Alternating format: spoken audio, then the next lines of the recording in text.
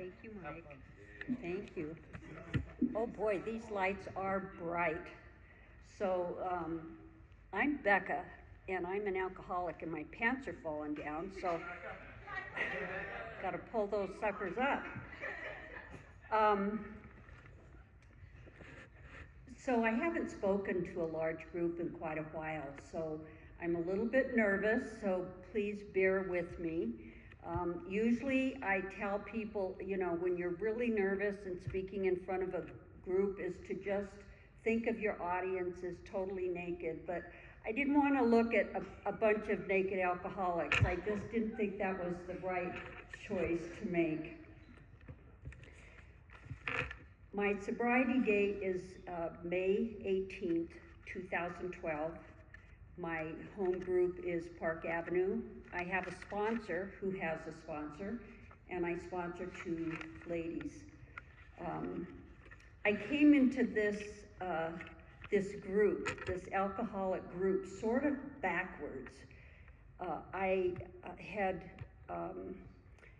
a very unusual childhood. There were 11 children in our family, and my dad was very authoritarian, and my mom at one point had 5 children in 3.5 years. She had 2 sets of twins and a single, and so things just got really, really crazy at our house.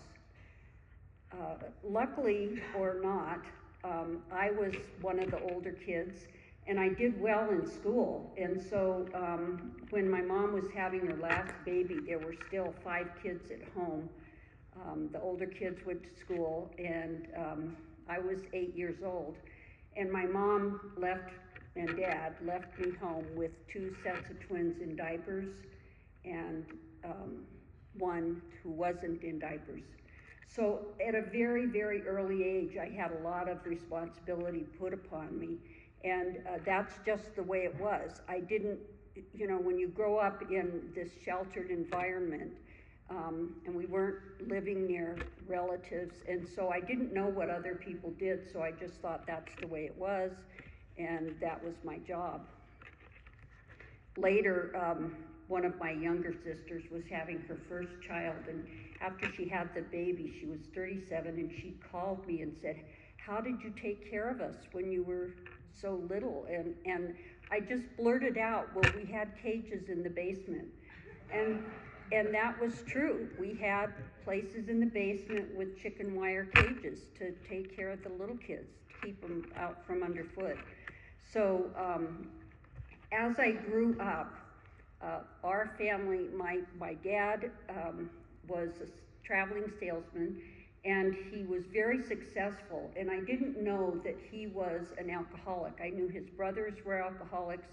I knew my mother's siblings were alcoholics, and so, alcoholism is a family disease, and it runs in families, and sometimes it's genetic, sometimes it's the way that you're raised.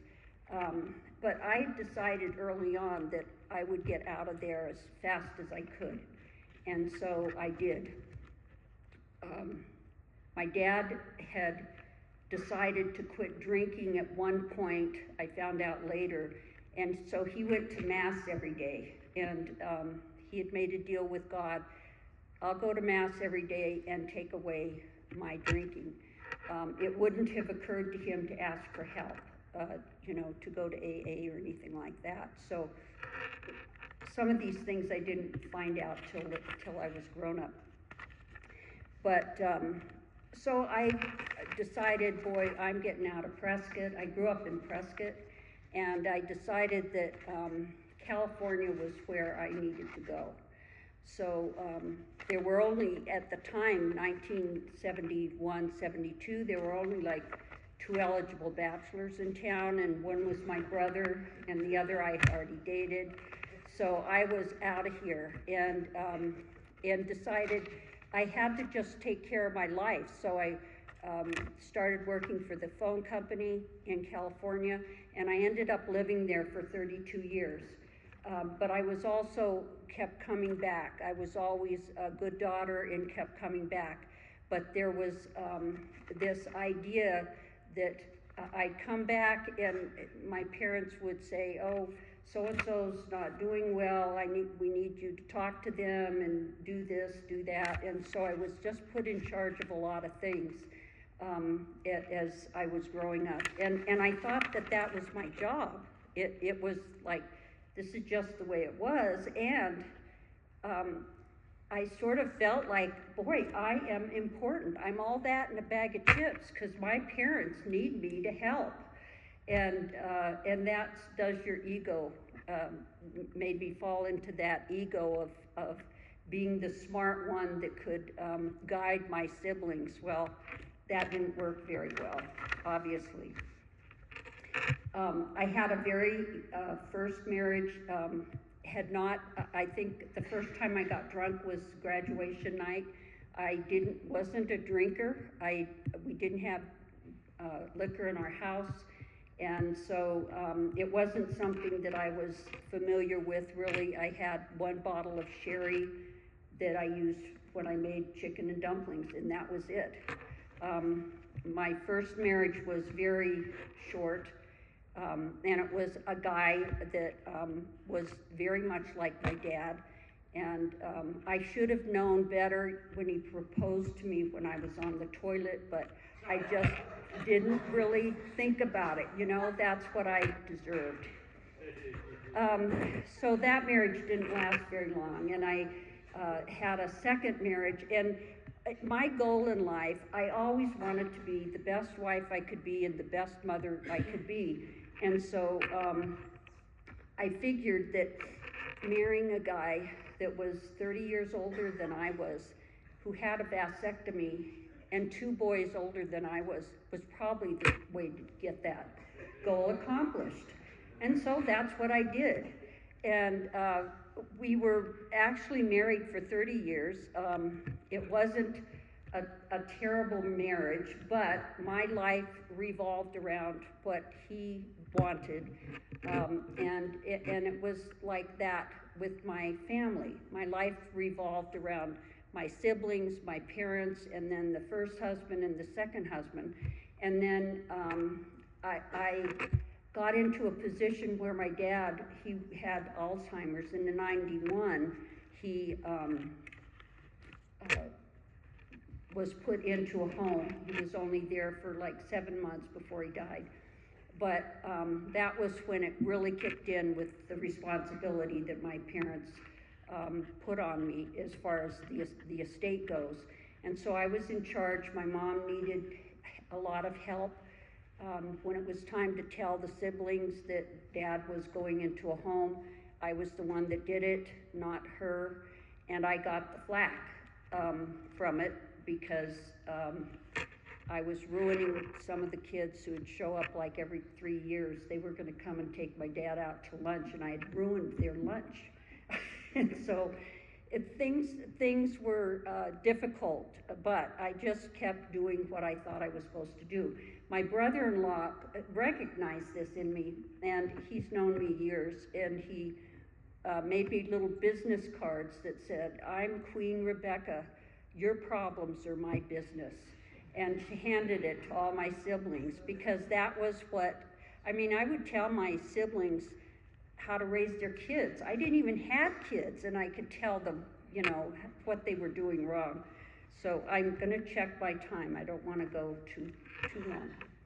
So at some point after my mom died in 2001, I realized that my life was not coming out the way I expected it, because in my little mind, I thought, well, my husband was a year younger than my dad, so my dad would die first, and then my husband, and then I could move to Prescott and be with my mom, because I was really close to her.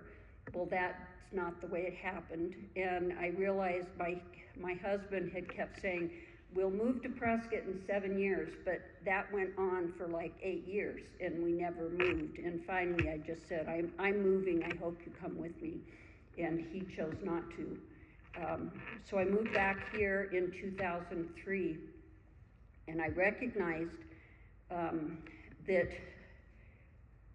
after my mom had died, that I was still in charge of a lot financially with the family, and it was very, very difficult job. I recognized that I started, my second ex-husband and I drank every night, but it was mostly wine and on the weekends hard liquor. And then that started getting to be more and more and more.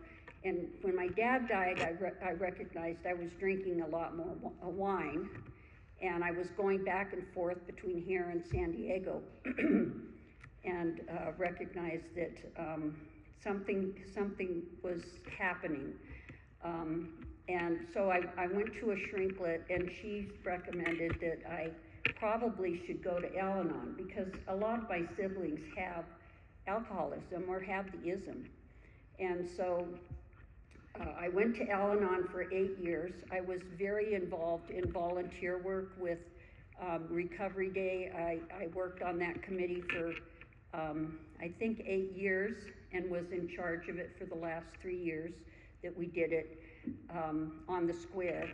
And I actually had a boyfriend who was in the program. And so I thought, oh my God, you know, my life is going really well. But I ended up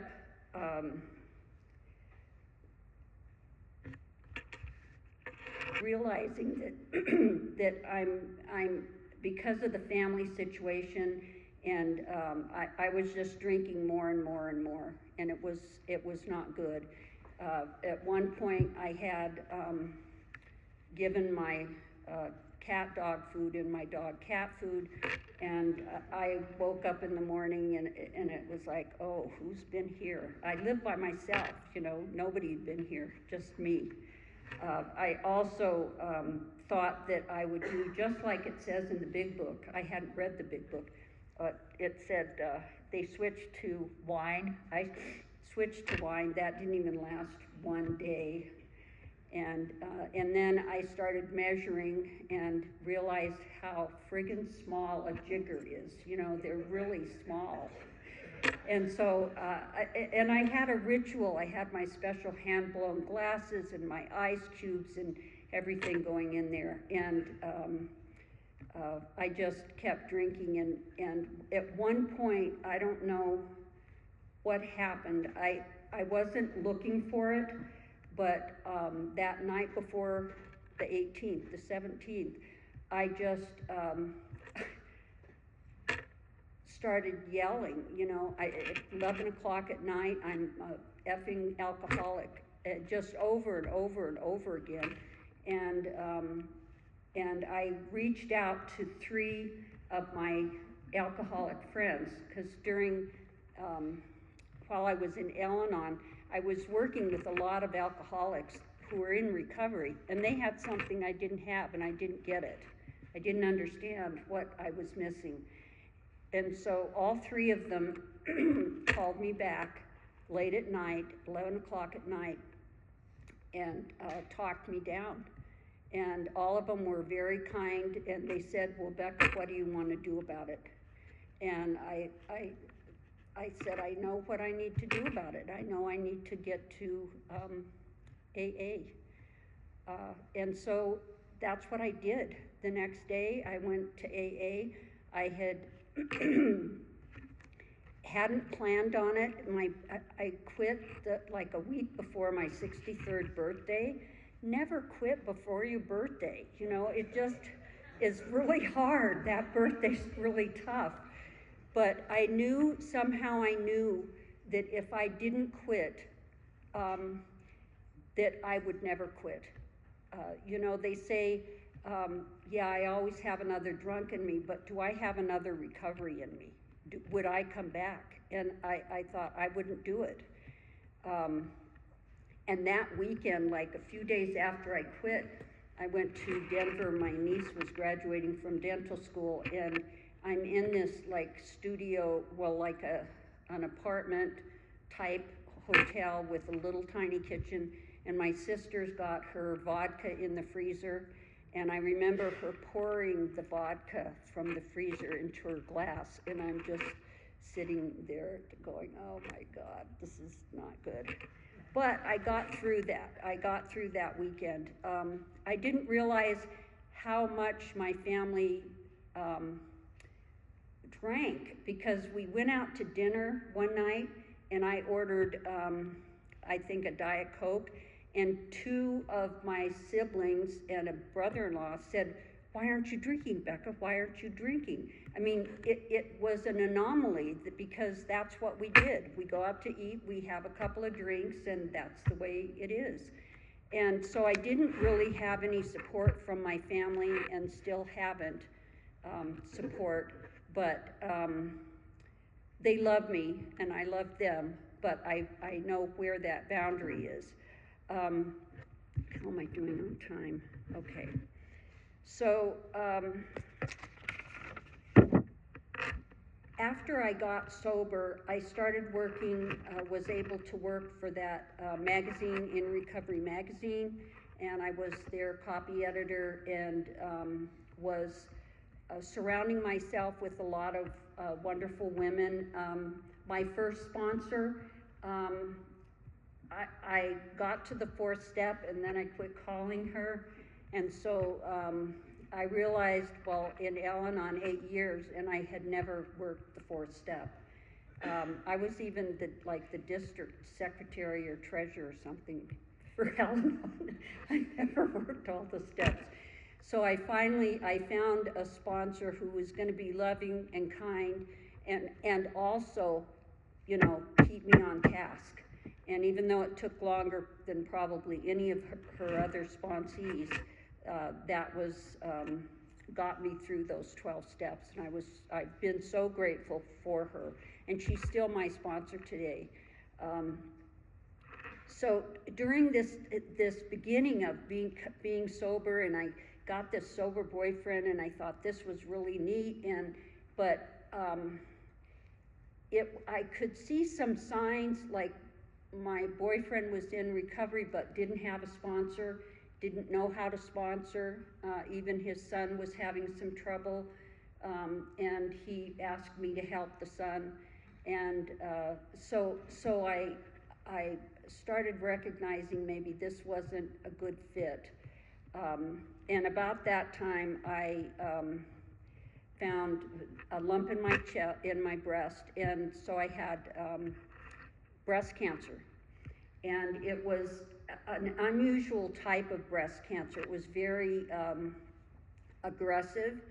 It's, for those who know, Angelina Jolie has that BRCA gene, and that's the type of cancer I had, although I don't have the BRCA gene. And my oncologist said, well, usually this type of breast cancer hits women of African descent, obese women, and young women.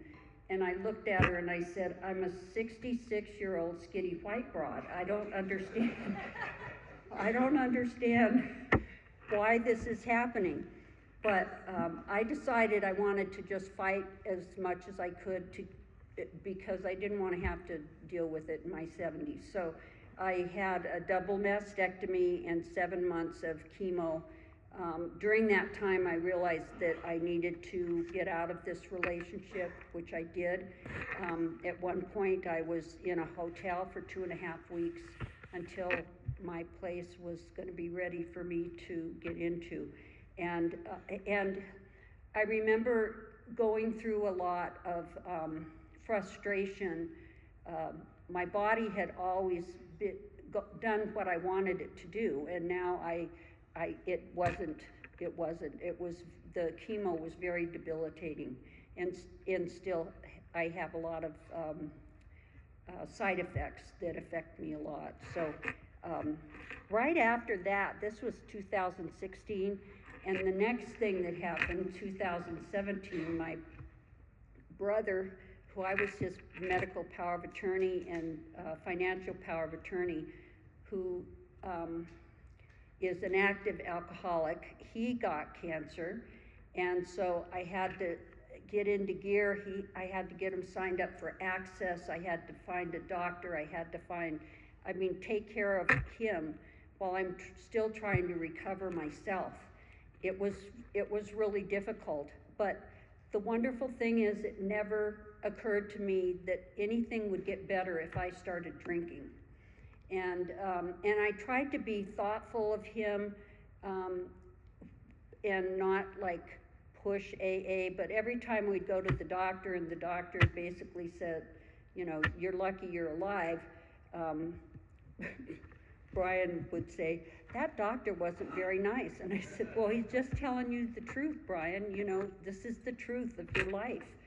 And so at one point, I try not to push AA, you know, but we were in the hospital room and he was yelling at the nurses, terrible patient, just yelling and screaming at them.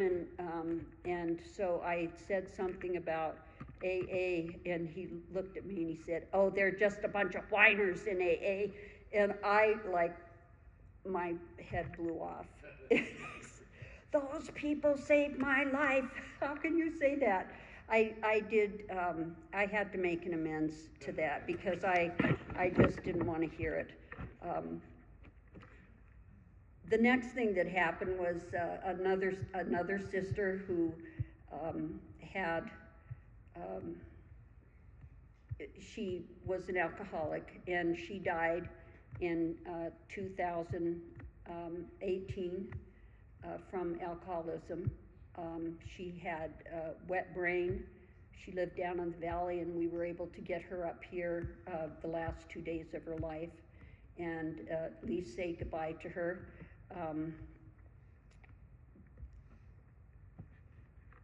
The next year, you know, things from 2016 on have just gone to hell in a handbasket, it seems. Like every year something new happens.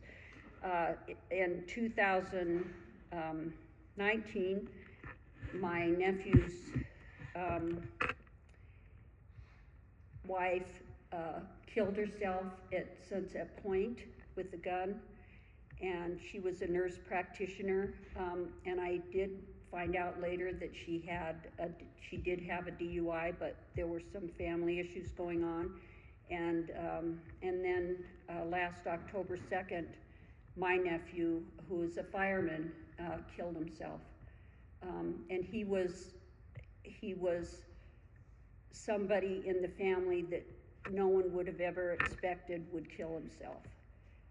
He wasn't on drugs or alcohol, but he had a situation he just couldn't deal with, and he killed himself, and his 16-year-old daughter found him.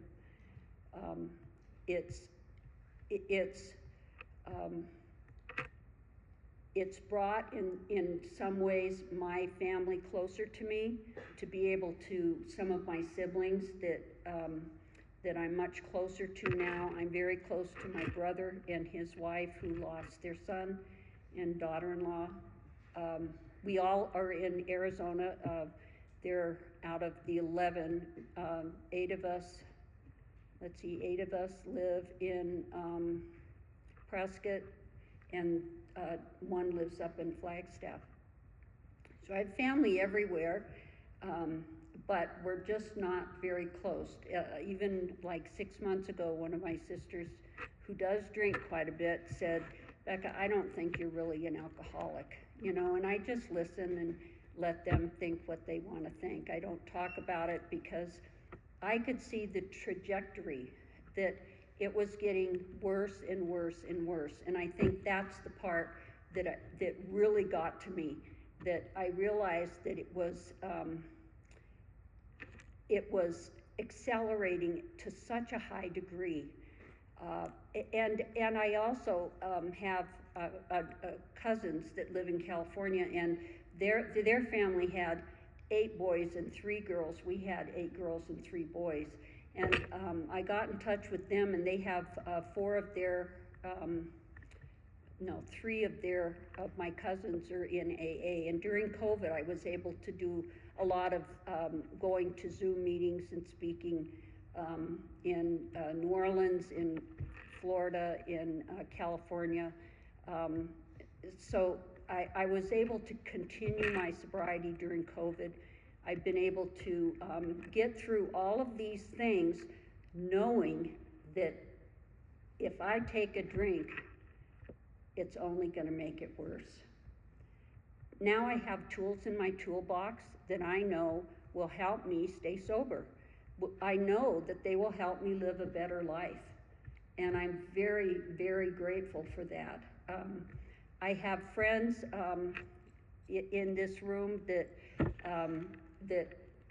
somebody that I hadn't seen for quite a while, and it's been nice to know that he's gotten into these rooms again, and that people have these meetings and are kind enough to ask someone like me to speak and to tell you my story, because this is how we continue to stay sober.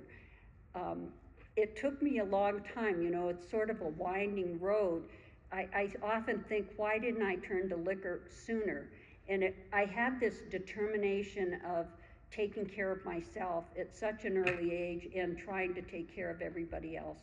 And so it didn't even occur to me. But as time went on and I got more and more isolated, I realized that the drinking was taking over, and I was going to end up like some of my aunts and uncles who died from this disease, and now a sister who's died from it.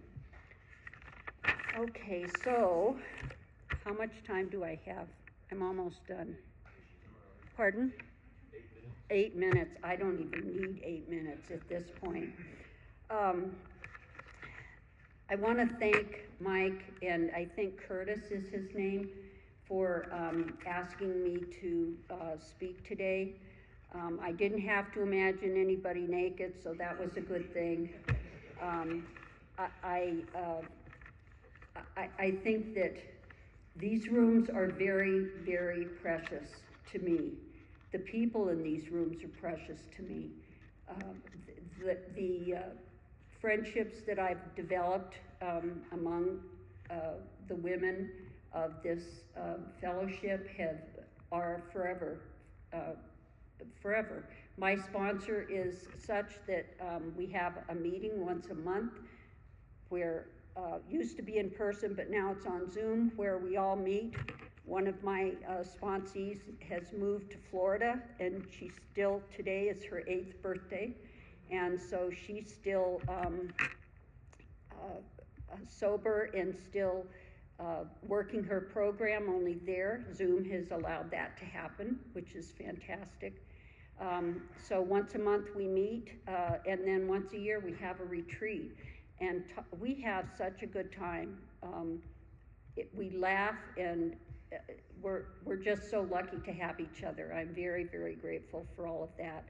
I also wanted to welcome the guy from California, I think. He was over here. And then Mark, welcome. I'm glad that you're here. I hope that you glean a little bit from listening to my story. And I hope that you keep coming back and make some connections with the other men in the group. So I'm going to sail off into this, sailing into the life of happy destiny right now. And I'm going to thank everybody for listening to me. And the end.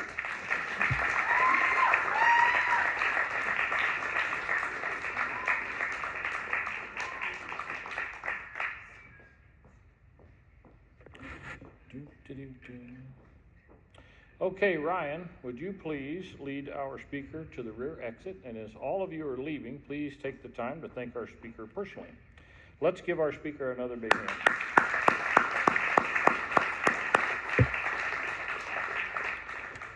We record our